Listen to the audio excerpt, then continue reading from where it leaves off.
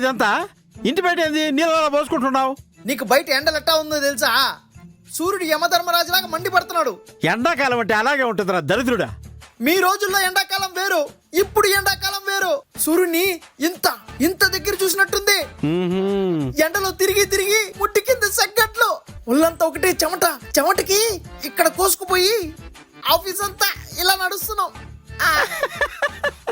ఇలాగే ఆఫీసులో అమ్మాయిలు కూడా నవ్వుతున్నారు. సరే, నేను ఇప్పుడు ఏం చేయమంటావు?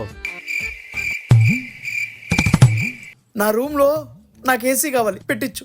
ఆహా, ఏసీనా నాన్న?